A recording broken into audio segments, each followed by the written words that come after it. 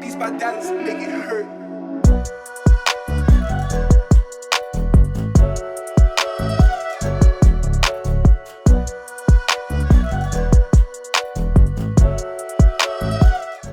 So good evening everyone, कैसे हो यार सभी लोग। आज I am back with another video और ये जो वीडियो होने वाली है ये हमारा जो नया चैप्टर है that is laws of motion, उसके ऊपर बेस्ड है यार।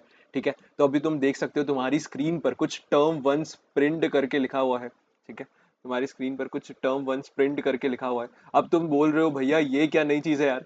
तो यार ये जो है एक स्प्रिंट सीरीज का पार्ट है। स्प्रिंट सीरीज का पार्ट, स्प्रिंट सीरीज मतलब स्प्रिंट समझते हो ना यार। हम बहुत जब तेजी से पूरी एनर्जी लगा के एक शॉर्ट पीरियड ऑफ टाइम के लिए दौड़ते हैं उसे हम बोलते हैं स्प्रिंट। ठीक है, तो टर्म वन स्प्रिंट क्या हो गया, अब तुम्हें आइडिया लग गया है।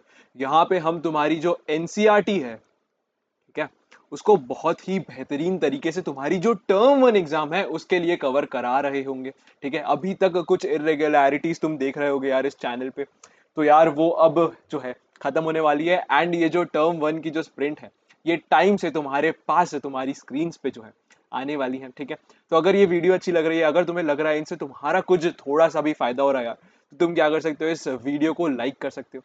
ठीक है, तो अब हम जो है हमारा जो टॉपिक है एनएलएम का उसकी शुरुआत करते हैं। अगेन यार एनसीईआरटी तुम अगर इस वीडियो को देखने से पहले पढ़ के आओगे तो मजा ही आ जाएगा, और अगर नहीं भी पढ़ के आए हो तो चिंता मत करो, मैं बहुत ही स्क्रैच से चीजें बता रहा हूँ। और अगर मेरे पढ़ाने के बाद तुमने एनसीईआरटी पढ़ ली फिर तो यार तुम्हारा उद्धार होने वाला है। ठीक है, थोड़े बहुत एग्जाम्पलर के क्वेश्चंस भी तुम कर लेना अगर तुम चाहोगे कि वो भी तुम्हें सॉल्व कराए जाए यार, तो कमेंट बॉक्स में ऐसी जो सजेशंस है वो तुम जाके लिख सकते हो।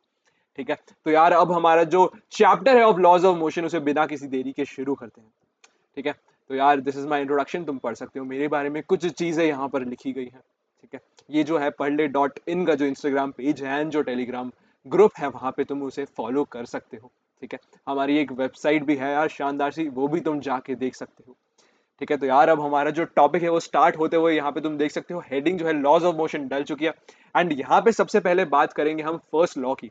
ठीक है, हमारे जो न्यूटन भाई साहब थे वो आए और उन्होंने फिजिक्स की दुनिया में तीन लॉज ऑफ मोशन दिए। ठीक है, क्या दिए, तीन, just a second, they gave us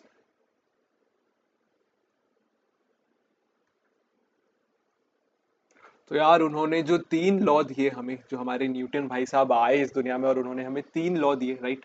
ठीक है, they gave us three laws. ठीक है, तो ये जो तीन लॉ है इसमें से पहला जो है law that is law of inertia. ठीक है, जिसको हम फर्स्ट लॉ से भी बोलते हैं बहुत बार। ठीक है, जो दूसरा लॉ है हमारा दैट इज हमारा जो है, जो हमें मोमेंटम से रिलेटेड चीजें बताता है, कुछ कहानी बताता है। दूसरा लॉ क्या है एग्जैक्टली हम आगे जाके देखने वाले हैं। एंड तीसरा लॉ तो यार हम सभी को याद होता है, every action has an equal and opposite reaction, लेकिन उसको हम समझते नहीं है। कई बार जो किताब में लिखा होता है हम इक्वल एंड अपोजिट रिएक्शन समझ लेते हैं, लेकिन वो एक्शन रिएक्शन पैर होता है, वो डिफरेंट बॉडीज पे एक्ट करता है। ये सारी कुछ कुछ जो है कंफ्यूजन बच्चों को होते हैं, वो सारे अभी इस वीडियो में तुम्हारे दूर हो रहे होंगे। ठीक है, तो यार सबसे पहले जो पहला लॉ है हमारा देख लेते हैं क्या एनसीईआरटी में डेफिनेशन गिवन है यार। ठीक है, यहाँ पे जो चीज है एग्जैक्टली तुम्हारी एनसीईआरटी से जो है लाई गई है, ताकि हम थोड़ा भी जो हमारी ट्रैक है उससे डेविएट ना हो रहे हो। ठीक है, तो फर्स्ट लॉ देखो क्या लिखा है। Every body continues to be in a state of rest or in uniform motion in a straight line unless compelled by some external force to act otherwise। ठीक है, तो ये कहना क्या चाह रहे हैं, ये कहना चाह रहे हैं कि अगर एक बॉडी है, अगर एक बॉडी है किसी m मास की, और अगर वो v वेलोसिटी से चल रही है, ठीक है, तो वो v वेलोसिटी से ही चलते रहेगी जब तक हम उस पर कोई फोर्स नहीं लगाएंगे। ठीक है, कौन सा फोर्स, नेट फोर्स नहीं लगाएंगे। ऐसा हो सकता है कि यहां से कोई एफ फोर्स लगा रहा हो, लेकिन यहां से भी कोई अगर एफ फोर्स लगा देगा तो जो नेट फोर्स है वो क्या हो जाएगा, जीरो। ठीक है, तो नेट फोर्स क्या हो जाएगा, जीरो। तो यानी कि जब तक नेट फोर्स जीरो है तो बॉडी की जो स्टेट ऑफ मोशन है वो चेंज नहीं होगी। अगर बॉडी रेस्ट पे है तो रेस्ट पे ही रहेगी। चेंज कब तक नहीं होगी, जब तक हम उसे धक्का नहीं लगाएंगे, जब तक हम उस पर फोर्स नहीं लगाएंगे। अगर बॉडी सीधे जा रही है तो वो सीधे ही जाती रहेगी, कब तक जाएगी, जब तक उस पर कुछ फोर्स नहीं लगेगा।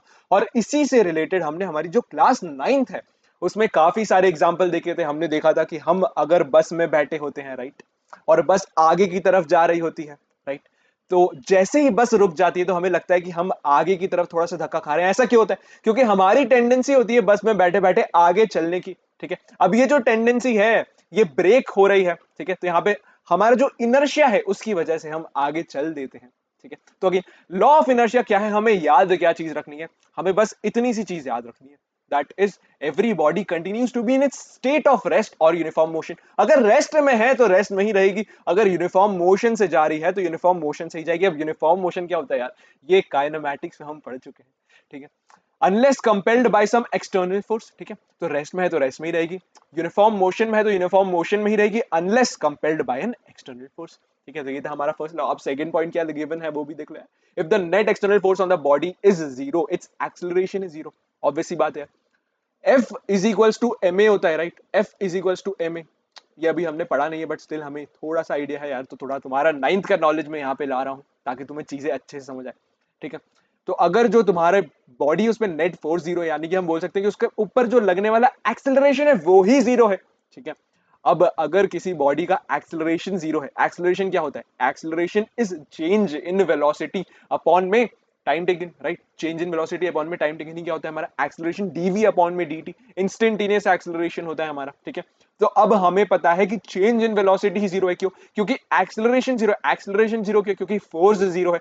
अब चेंज इन वेलोसिटी जीरो है यानी कि वेलोसिटी चेंज ही नहीं होगी। अगर वेलोसिटी जीरो है तो जीरो ही रहेगी, अगर कुछ v है तो v ही रहेगी, ठीक है। तो यहाँ पे हमने थोड़ा सा समझ लिया कि लॉ ऑफ इनर्शिया जो है किस तरीके से मैथमेटिकली भी चीजें हो रही हैं, ठीक है। अब यार सेकंड लॉ पे चलते हैं। अब सेकंड लॉ पे चलने से पहले एक क्वांटिटी होती है जिसको डिफाइन करना हमारे लिए बहुत जरूरी होता है, दैट इज मोमेंटम। अब दादा मोमेंटम जो है उसको एनसीईआरटी ने किस तरीके से डिफाइन किया है, मोमेंटम के लिए एनसीईआरटी ने लिख दिया है, momentum of a body is defined to be the product of mass and velocity and is denoted as p is equals to mv, ठीक है। And is denoted as p is equals to mv, ठीक है। तो यहां से तुम देख सकते हो कि P is equals to M V जो है, इस तरीके से जो है हमारा मोमेंटम डिफाइन है। मोमेंटम क्या होता है, मास इनटू वेलोसिटी। अब मोमेंटम जो है that is a vector quantity, क्यों, क्योंकि यहाँ पे हमने एक वेक्टर को एक स्केलर से मल्टीप्लाई करा है। अब यहाँ पे जो वेलोसिटी की डायरेक्शन है वही डायरेक्शन मेरी किसकी हो जाएगी, मोमेंटम वेक्टर की, राइट। अगर एक पार्टिकल है वो v वेलोसिटी से मान लेते हैं कि ईस्ट के अलोंग जा रहा है, ठीक है। अब पार्टिकल v वेलोसिटी से ईस्ट के अलोंग जा रहा है, उसका मास है m, तो उसका जो मोमेंटम है वो mv हो जाएगा, उसका मैग्नीट्यूड mv हो जाएगा, और जो मोमेंटम की डायरेक्शन है उसकी वेलोसिटी के डायरेक्शन ही अलोंग होगी, यानी कि ईस्ट डायरेक्शन के अलोंग हो जाएगी, ठीक है। तो अब तुमने थोड़ा थोड़ा आइडिया लग गया तुम्हें मोमेंटम क्या चीज है यार। इसका फिजिकल सिग्निफिकेंस हम आगे जाके और बेहतरीन तरीके से समझने वाले हैं, तो इसकी चिंता करने की तुम्हें जरूरत नहीं है। अभी तुम्हें मैथमेटिकली समझ आ गया कि हमने मोमेंटम को किस तरीके से डिफाइन करा है, ठीक है। अब हमारा जो सेकंड लॉ है फटाफट वो देख लेते हैं। अब हमने मोमेंटम समझ लिया है तो सेकंड लॉ का स्टेटमेंट क्या कहना चाह रहा है हमें वो देख लेते हैं। The rate of change of momentum of a body is directly proportional to the force and takes place in a direction in which the force acts, ठीक है। तो यहाँ पे क्या कह रहा है, यहाँ पे कह रहा है कि rate of change of momentum, ठीक है। मोमेंटम को किस लेटर से सिग्निफाई करते हैं, पी से। पी क्या होता है हमारा, मोमेंटम, ठीक है। P is nothing but momentum. तो rate of change of momentum, rate of change of momentum को क्या मैं लिख सकता हूँ, डेल्टा पी अपॉन में डेल्टा टी, ठीक है। Of a body is directly proportional to the force, ठीक है। ये किसके डायरेक्टली प्रोपोर्शनल है, this is directly proportional to the force and takes place in the direction in which the force acts, ठीक है। तो यहाँ पे जो डेल्टा पी है, ठीक है, वो जो वेक्टर है उसकी जो डायरेक्शन है that is along the direction of force, ठीक है। यहाँ पे तुम इसका मतलब समझने की कोशिश करना, डेल्टा पी की डायरेक्शन कैसे हो सकती है। अगर एक वेक्टर है, ये है हमारा पी इनिशियल वेक्टर और ये है हमारा पी फाइनल वेक्टर, ठीक है। तो P final vector minus P initial vector क्या होगा यार, P final vector minus P initial vector क्या होगा, तो P final plus minus B initial, right. P final plus minus P initial, ठीक है। तो ये जो है ये वेक्टर है हमारा P final minus P initial, ठीक है। अब ये वेक्टर कैसे आया हमारा, ये तुम जाके वेक्टर्स में देखो यार, बहुत ही डेप्थ में वेक्टर्स वाला टॉपिक कवर किया गया है इसी चैनल पे, ठीक है। तो अब मुझे थोड़ा सा तुम्हें मैं आइडिया देना चाह रहा हूँ कि चेंज इन मोमेंटम की भी डायरेक्शन होती है। अब चेंज इन मोमेंटम की जो डायरेक्शन है वो कौन सी डायरेक्शन, जिस डायरेक्शन में फोर्स लगा है, ठीक है। तो चेंज इन मोमेंटम का जो वेक्टर है P final minus P initial, P final के वेक्टर में से जब मैं पी इनिशियल का वेक्टर सब्ट्रैक्ट करूंगा तो मुझे जो वेक्टर मिलेगा वो वेक्टर जो मैंने फोर्स लगाया है उसके अलोंग मिलेगा, ठीक है। तो यहाँ पे मैंने समझा कि चेंज इन मोमेंटम अपॉन में टाइम टेकन क्या देता है, मुझे एवरेज फोर्स देता है, ठीक है। लेकिन वो जो एवरेज फोर्स है उसकी डायरेक्शन जो है उसी के अलोंग मेरा जो चेंज इन मोमेंटम वाला वेक्टर है उसकी भी डायरेक्शन होगी, ठीक है। तो ये कुछ चीजें यहाँ पे मैंने देख ली। अब इसका तो मैथमेटिकली थोड़ी सा प्रूफ जैसा कुछ देख सकते हो यहाँ पे। तो अभी हमें क्या चीज पता चल चुकी है, हमें ये पता है कि जो हमारा फोर्स है that is directly proportional to change in momentum, rate of change of momentum, ठीक है। तो वो लिख देते हैं, force is directly proportional to rate of change of momentum, ठीक है। अब instantaneous rate of change of momentum को मैं क्या लिख सकता हूँ, डीपी अपॉन में dt, ठीक है। तो यहाँ पे क्या मुझे मुझे मिलेगा इंस्टेंटेनियस फोर्स, राइट। मुझे यहाँ पे क्या मिल जाएगा, इंस्टेंटेनियस फोर्स, ये डायरेक्टली प्रोपोर्शनल है dp अपॉन में dt के, राइट। तो यहाँ पे मैं अब जो मेरा फोर्स है उसको इक्वल टू के टाइम्स डीपी अपॉन में dt लिख सकता हूँ क्या, अगर डायरेक्टली प्रोपोर्शनल है तो। प्रोपोर्शनैलिटी का जब साइन हटाते हैं हम तब एक के कांस्टेंट से हम मल्टीप्लाई करते हैं, के की वैल्यू क्या है ये अभी हमें नहीं पता, पर अब देख रहे हैं कि उसकी वैल्यू हम फाइंड आउट कर सकते हैं क्या, ठीक है। तो अब यहाँ से जब मैं लिखूंगा F is equals to, momentum क्या मेरा होता है, momentum is nothing but D M V upon में टी टी, ठीक है। अब यहाँ पे मेरा जो मास है वो चेंज हो रहा है क्या, मास तो चेंज हो ही नहीं रहा, mass is a constant quantity, इसलिए इसको मैं बाहर लिख सकता हूँ, ठीक है। डिफरेंशिएशन के भी यहाँ पे तुम्हारे जो कंसेप्ट है वो यहाँ पे अभी तुम्हारे आंखों के सामने रिवाइज होते हुए तुम देख सकते हो। तो F is equals to M D we upon में डी टी आ गया, ठीक है। और यहाँ पे एक जो K है वो भी मल्टीप्लाइड है, ठीक है। K एक मल्टीप्लीकेशन में चल रहा है, ये जो K है मल्टीप्लीकेशन में चल रहा है जब से हमने प्रोपोर्शनैलिटी का जो साइन है वो हटाया है, ठीक है। तो यहाँ से मैं क्या कह सकता हूँ, F is equals to m k into m into a, क्योंकि d we upon d t क्या होता है, that is equal to acceleration, ठीक है। अब मुझे पता है F is equals to M A होता है, राइट। तो यहाँ से मुझे क्या मिल गया, मुझे मिल गया K की वैल्यू जो है दैट इज इक्वल टू 1, और यहाँ से मुझे एक नई रिलेशन मिल गई दैट इज नथिंग बट, ठीक है। जो मुझे नई रिलेशन मिली वो क्या है, ठीक है। जो नई रिलेशन मुझे मिली वो क्या है, ये जो सेकेंड लॉ है इसको मैथमेटिकली हम कैसे लिख सकते हैं जी। तो सेकेंड लॉ को मैथमेटिकली लिखने का तरीका है F is equals to d p upon में डी टी, यह क्या है तुम्हारा second law which states what, the rate of change of momentum of a body is directly proportional to the applied force and takes place in the direction in which the force acts, ठीक है। तो यहाँ पे जो direction and उसकी जो magnitude है उन दोनों की यहाँ पे बात करी है, तो यहाँ पे वेक्टर का साइन भी लगा सकते हैं हम, ठीक है। ये जो है तुम्हारा सेकेंड लॉ ऑफ मोशन है, ठीक है। अब थर्ड लॉ देखते हैं, थर्ड लॉ क्या कहता है यार, अगेन यार हमारा फेमस बचपन का favourite third law, to every action there is always an equal and opposite reaction, ठीक है। ये तो हमने अभी तक रट रखा है, लेकिन इसका मतलब क्या है ये हम थोड़ी देर में समझने वाले हैं। Force always acts in pairs, ठीक है। फोर्स हमेशा पैर में लगेगा, ठीक है। ये बात तुम याद रख लो, फोर्स हमेशा पैर में लगेगा। अगर मैं दीवार को धक्का दे रहा हूं तो दीवार भी मुझे उतने ही फोर्स से धक्का देगी। क्या हुआ, बॉडी ए ने बॉडी बी पे कुछ फोर्स लगाया, ठीक है। तब क्या होगा, बॉडी बी भी बॉडी ए पे कुछ फोर्स लगाएगी, ठीक है। तो जो हमारा फोर्स होता है that always occurs in pair. अब ये चीज तुम याद रख सकते हो, हमारा कूलम्स लॉ, ठीक है, कूलम्स लॉ, ठीक है। हमारा जो ग्रेविटेशनल लॉ है, ठीक है, तुम चेक कर सकते हो कि ये जो force always occurs in pair है उसको सेटिस्फाई करता है कि नहीं। अगर ए जो है वो बी, ठीक है, ए प्लैनेट अगर बी के प्लैनेट को अट्रैक्ट करता है विथ एफ फोर्स, राइट, तब बी जो है वो भी ए को अट्रैक्ट करता है विथ एफ फोर्स, ठीक है।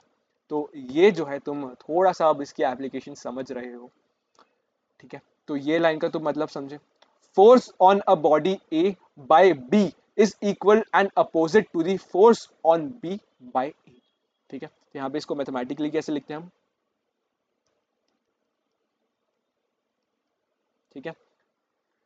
तो अगर एक बॉडी है, राइट, बी बॉडी है, वो अगर ए पे ग्रेविटेशनल फोर्स लगा रही है, ठीक है, ग्रेविटेशनल फोर्स के एग्जांपल से हम ये समझते हैं, तो ए जो है उस पर फोर्स लगेगा इस डायरेक्शन में, ठीक है।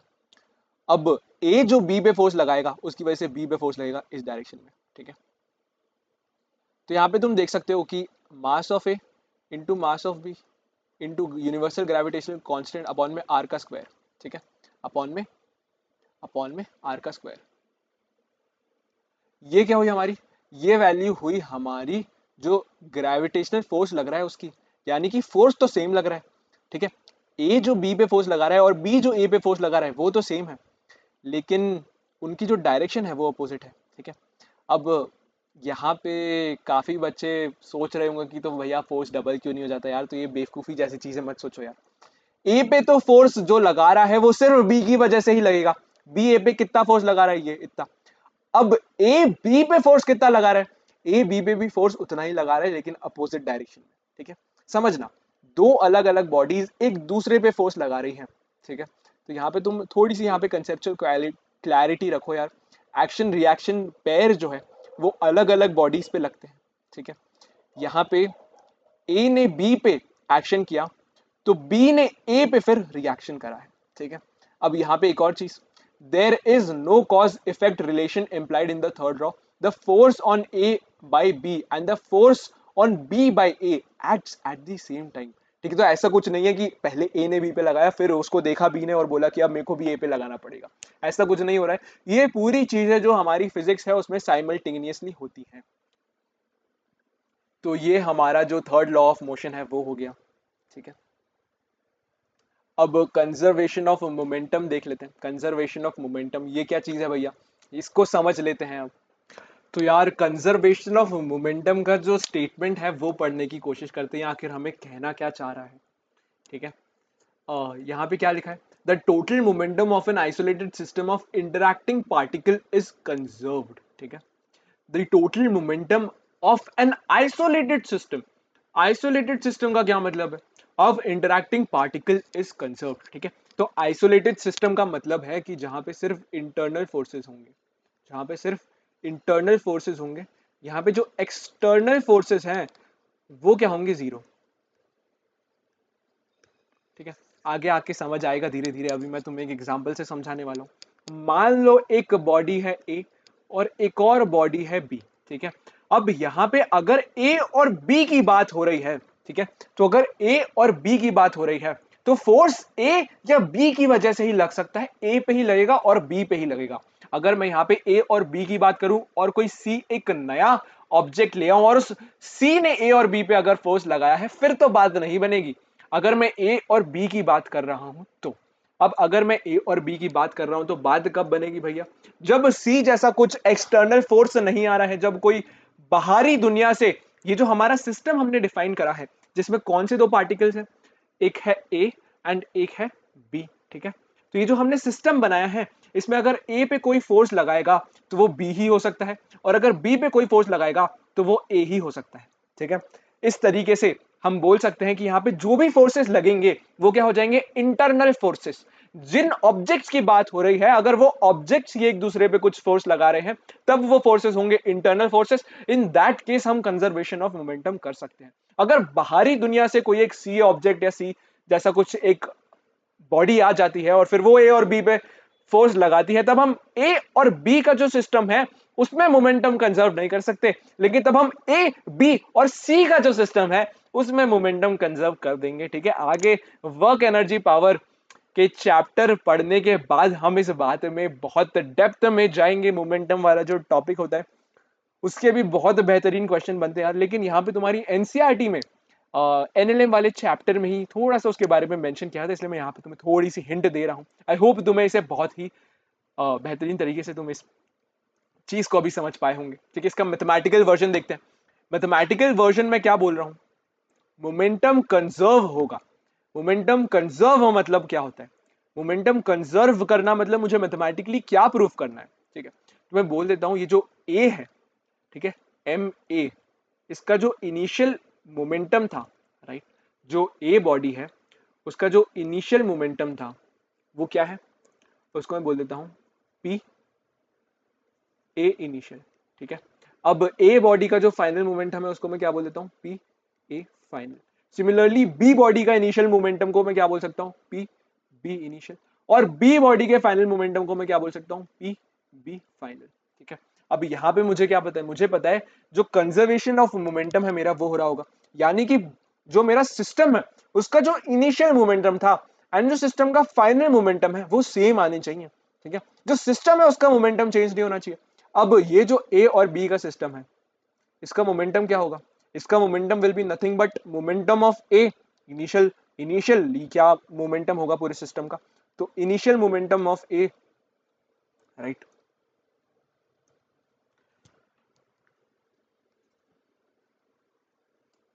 Initial momentum of A plus initial momentum of B, this should be equal to final momentum of A plus final momentum of B। ठीक है, तो अगर मैंने ये प्रूफ कर दिया, यानी कि मेरा कंजर्वेशन ऑफ मोमेंटम प्रूफ हो गया। अब कंजर्वेशन ऑफ मोमेंटम हम प्रूफ करेंगे using Newton's third law of motion. ठीक है, अब तुम देखो तुम्हारे आंखों के सामने ये कैसे होगा। ठीक है, ये कारनामा भी तुम्हारी आंखों के सामने होगा। मैं बोल देता हूं कि ए बी पे एफ फोर्स लगा रहा है।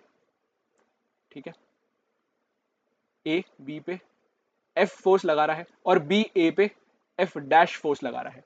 ठीक है, तो ए पे जो फोर्स लगा वो क्या है? एफ डैश, और बी पे जो फोर्स लगा दैट इज एफ।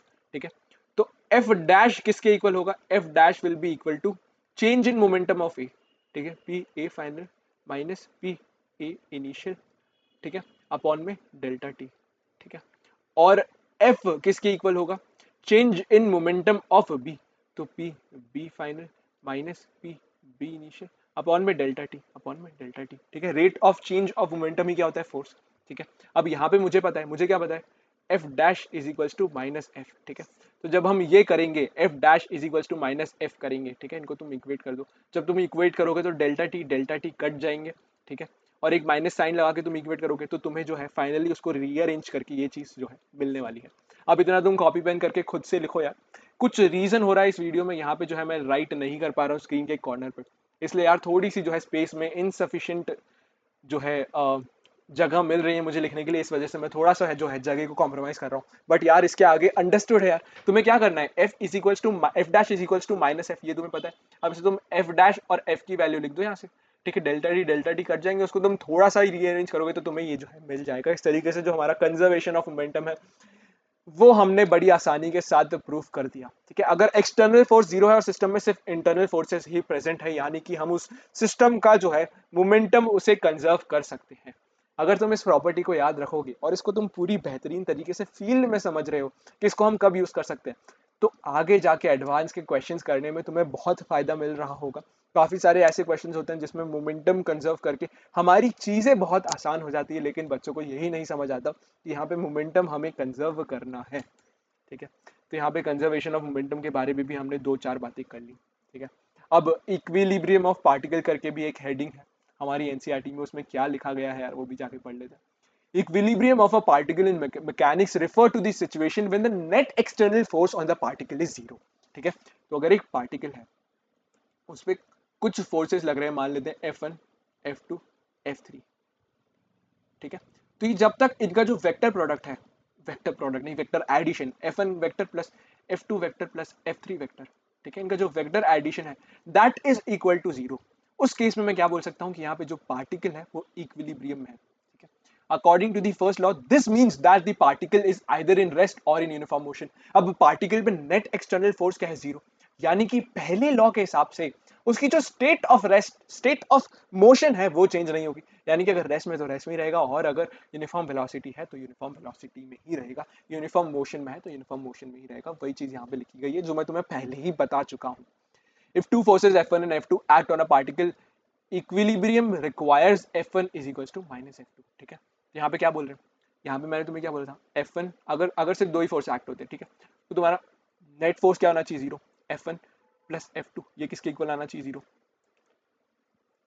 ठीक है, तो यहाँ से तुम इसको अगर रीअरेंज करोगे तो तुम्हें यहाँ पे ये जो बुक वाले भाई साहब ने चीजें लिखी है वो तुम्हें मिल जाएगी। ठीक है, अब यार हम पढ़ लेते हैं some common forces in mechanics. ठीक है, some common forces in mechanics, the gravitational force of course pervasive, every object on the earth experiences the force of gravity due to the earth. Gravity also governs the motion of celestial bodies. The gravitational force can act at a distance without the need of intervening medium। ठीक है, तो यहाँ पे gravitational force के बारे में कुछ बातें करी गई हैं जो हम पहले से ही जानते हैं। ठीक है, उसके बाद क्या लिखा है? All other forces common in mechanics are contact forces. ठीक है, तो मोस्टली मैकेनिक्स में ग्रेविटेशनल फोर्स एक फोर्स हो गया, जैसे इसके अलावा मैकेनिक्स में जितने भी हम फोर्सेस पढ़ेंगे वो क्या होंगे, हमारे कॉन्टैक्ट फोर्सेस होंगे, ठीक है। अब कॉन्टैक्ट फोर्सेस क्या होते हैं यार, वो तुम देखो आगे। As the name suggest, a contact force on an object arises due to contact, ठीक है। ऐसा फोर्स है which arises due to contact, ठीक है। कैसा फोर्स है, कॉन्टैक्ट फोर्स नाम है, तो it is a force which arises due to contact. अब ग्रेविटेशनल फोर्स जो है वो कॉन्टैक्ट फोर्स क्यों नहीं है, ग्रेविटेशनल फोर्स कॉन्टैक्ट फोर्स इसलिए नहीं है क्योंकि वहां पे जो है कॉन्टैक्ट नहीं हो रहा है दो बॉडीज का, कॉन्टैक्ट लेस ही वो जो दो बॉडीज हैं एक दूसरे पे फोर्स एक्सर्ट कर रही हैं। अब कॉन्टैक्ट फोर्स क्या है, as the name suggest, the contact force of an object arises due to the contact with some other object like solid और फ्लूइड, ठीक है। ये जो फोर्स है ये सॉलिड्स एंड फ्लूइड्स दोनों में हो सकता है। When bodies are in contact, example a book resting on a table, a system of rigid bodies connected by rods, hinges and other types of supports, ठीक है। तो यहाँ पे एग्जांपल तुम देख सकते हो, अगर एक बुक है वो एक टेबल पे रखी हुई है, राइट। इसका एनसीईआरटी में जो है यार एक सुंदर सा पिक्चर भी बनी हुई है, ठीक है। एक टेबल जो है उस पर एक बुक रखी हुई है। अब टेबल पे बुक रखी हुई है तो बुक जो है वो नीचे नहीं जा रही है, वो किस फोर्स की वजह से नीचे नहीं जा रही है, नॉर्मल फोर्स की वजह से। अब नॉर्मल फोर्स क्या है, that is a contact force. क्यों कॉन्टैक्ट फोर्स, क्योंकि जब वो बुक टेबल के कॉन्टैक्ट में आई तब वो फोर्स एक्सर्ट हुआ, इसलिए that is a contact force, right. तो यहाँ पे अब और क्या लिखा है, ये जो फोर्सेस है these are mutual contact forces and they satisfy the third law, ठीक है। ये जो है म्यूचुअल कॉन्टैक्ट फोर्सेस होते हैं and they satisfy the third law, ठीक है। तो अगर टेबल जो है नॉर्मल फोर्स बुक पे लगा रही है ऊपर की तरफ, तो बुक भी नॉर्मल फोर्स टेबल पे लगा रही होगी, राइट, राइट। तो दैट इज प्रीटी ऑब्वियस, ठीक है। अब टेबल नहीं होती तो बुक नीचे गिर जाती, किस फोर्स की वजह से, ग्रेविटेशनल फोर्स की वजह से। तो इस तरीके से पिक्चर हमें थोड़ी सी क्लियर हो रहा बहुत जरूरी है। The component of contact force is normal to the surface is called normal force, ठीक है।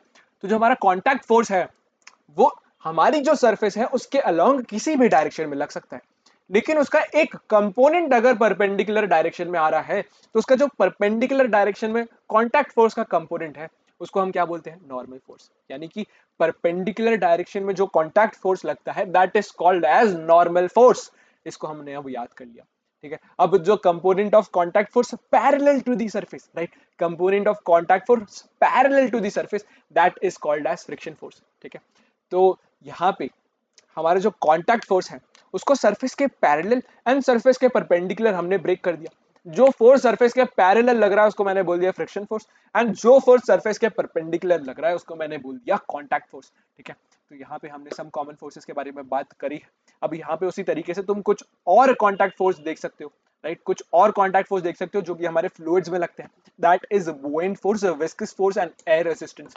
एयर रेजिस्टेंस तो सोच सकते हो क्या हो रहा है, अगर एयर में एक एक बॉडी को हम छोड़ देंगे, राइट, अगर मैं किसी एक मीडियम लेता हूँ उसमें हवा भरता हूँ, राइट, और उसमें एक बॉडी को v वेलोसिटी से छोड़ता हूँ, तो वो बॉडी जो है किसी कुछ टाइम के बाद रेस्ट में आ जाएगी। क्यों, क्योंकि एयर के पार्टिकल्स एयर रेजिस्टेंस की वजह से जो हमारी बॉडी है उस पर कुछ फोर्स एक्सर्ट करेंगे उसके मोशन की अपोजिट डायरेक्शन में, राइट। तो वो जो है उसकी वेलोसिटी के प्रोपोर्शनल होता है। ये सारी बातें हम आगे जाके मैकेनिक्स में करने वाले हैं यार। Similarly viscous force and buoyant force कुछ और फोर्सेस होते हैं जो हम फ्लूइड मैकेनिक्स में बहुत ही बेहतरीन तरीके से समझने वाले हैं कि वो एक्चुअली में होते क्या है, ठीक है। तो ये हमने देख लिया। उसके बाद कुछ और कॉमन फोर्सेस देखते हैं। Two other common forces are tension and string, ठीक है। तो यार इसके बारे में इस चैप्टर में हमने बात नहीं करी तो कैसे चलेगा यार, टेंशन एंड स्ट्रिंग, ठीक है। इतनी सारी प्रॉब्लम्स बनती है इन दो फोर्सेस से, ठीक है।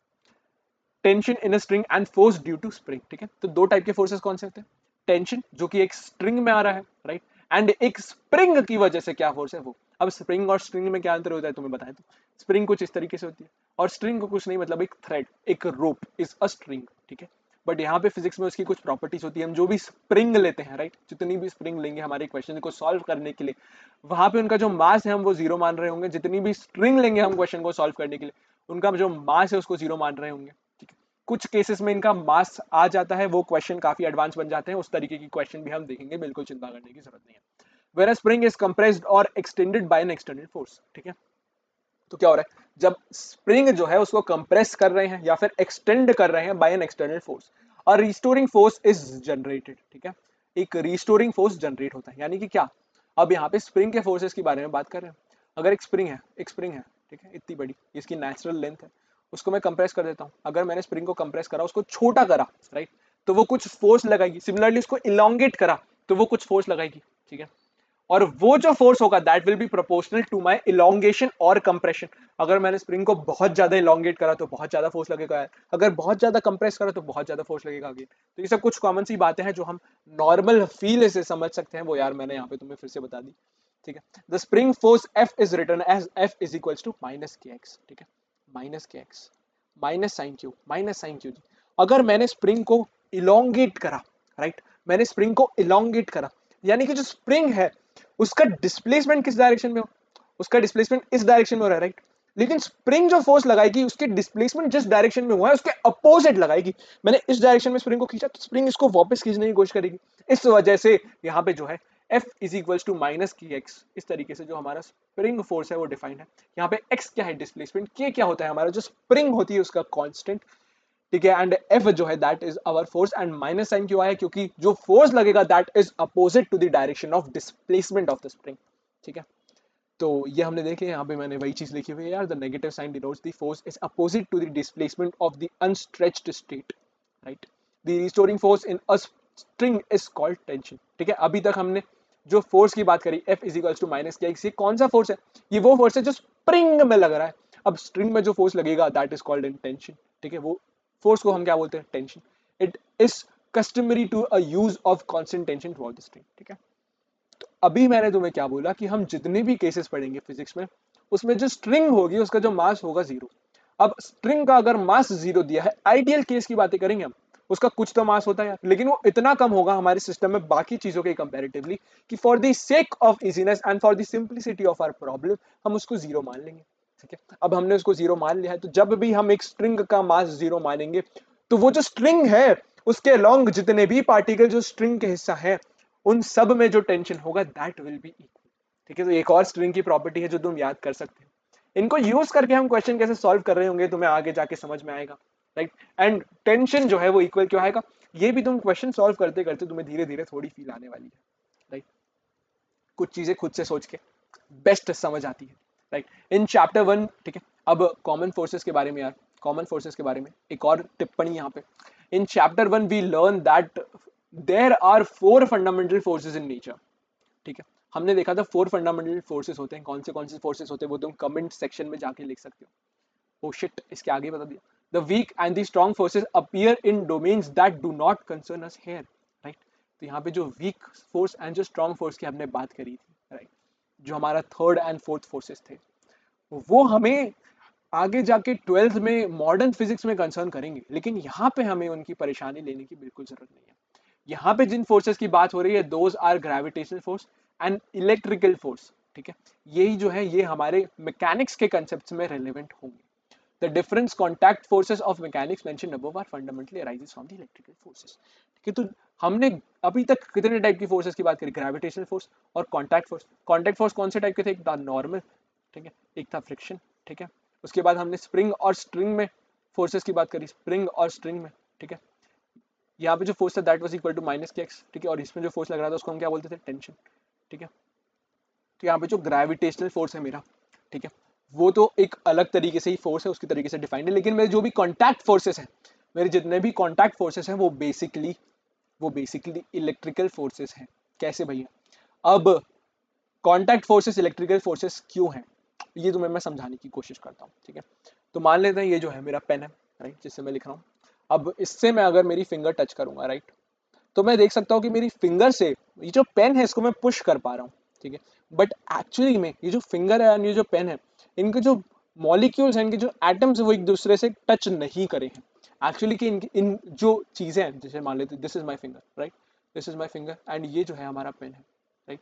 तो इनके बीच में कुछ डिस्टेंस है, ये इनके जो एटम्स है वो टच नहीं करते कभी। क्यों नहीं टच करते, क्योंकि यहाँ पे इसकी बॉर्डर स्पेस के एटम्स होंगे, उसके आसपास उसके इलेक्ट्रॉन्स होंगे, यहाँ पे मेरी फिंगर के बॉर्डर में उसके एटम्स होंगे और उसके आसपास उसके इलेक्ट्रॉन्स होंगे। तब इसके आउटर इलेक्ट्रॉन्स और इसके आउटर इलेक्ट्रॉन्स एक दूसरे पे इलेक्ट्रिकल फोर्स एक्सर्ट करेंगे, जिसकी वजह से मैं यहाँ पे जो पेन है उसको धक्का दे पा रहा हूँ। एक्चुअली में वो टच हुए ही नहीं है, उनके बीच में बहुत माइन्यूट सा डिफरेंस है, राइट। और इनको टच कराने के चक्कर में बहुत एनर्जी लगेगी, बहुत ज़्यादा एनर्जी, अनइमेजिनेबल एनर्जी। और उसके बाद क्या चीज़ें होंगी वो हम again class 12th modern physics में पढ़ेंगे। तो यार अभी ज़्यादा दिमाग ना लगाओ, मैकेनिक्स पढ़ने में जो मज़ा है उसको लो, बाकी चीज़ों पढ़ने में जो मज़ा आएगा वो मैं तुम्हें आगे चलते चलते देने वाला हूँ। These my dallas make it hurt.